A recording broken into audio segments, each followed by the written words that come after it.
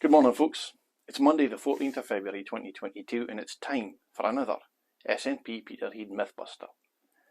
In these videos we bust the myths surrounding Scottish independence.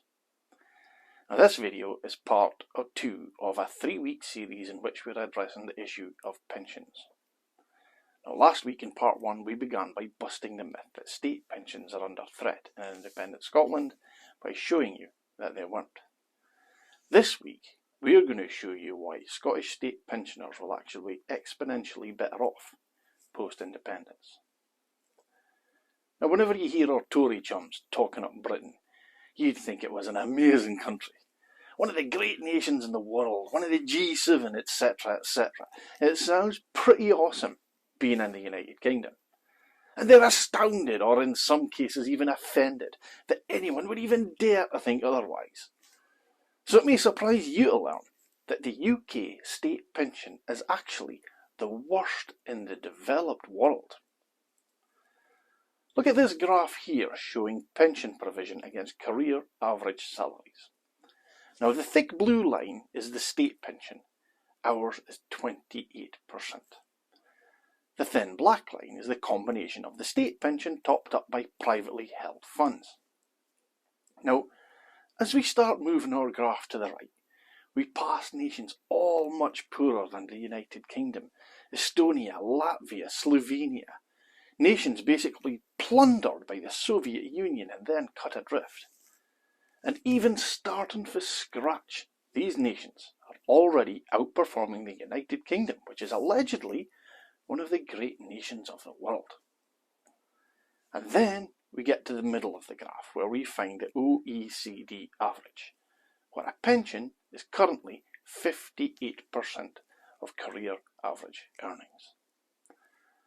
Now whilst we're all agreed that losing state pension provision would be a blow to anyone, the meagre state pensions that Better Together were, and now the Scots Tory branch office are trying to bribe and scare you with, are actually the lowest in the developed world.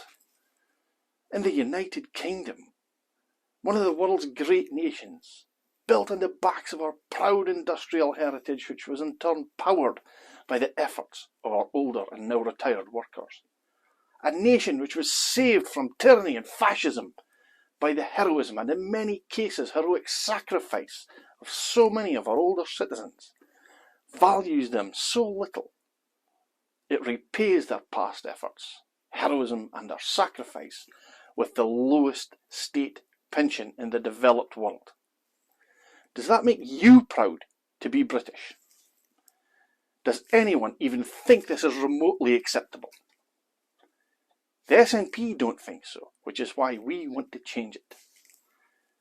It's a good thing that the great in Great Britain is a geographic distinction, because if it was based on how the nation treated its pensioners, it wouldn't even be called Average Britain.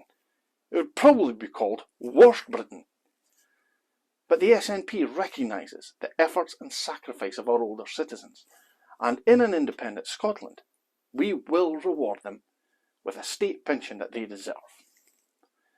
And that's why, in 2019, the SNP pledged that a Scottish state pension would at least meet the OECD average, which in comparison to the current UK state pension is at least double. Now, we've already shown that the state pension is secure in an independent Scotland, but our pensioners will also be exponentially better off than they currently are in the United Kingdom. Now, I can predict your next question, and yes, we know it isn't going to be cheap. So tune in next week when we lay out how we'll finance it. Folks, thanks for watching this video.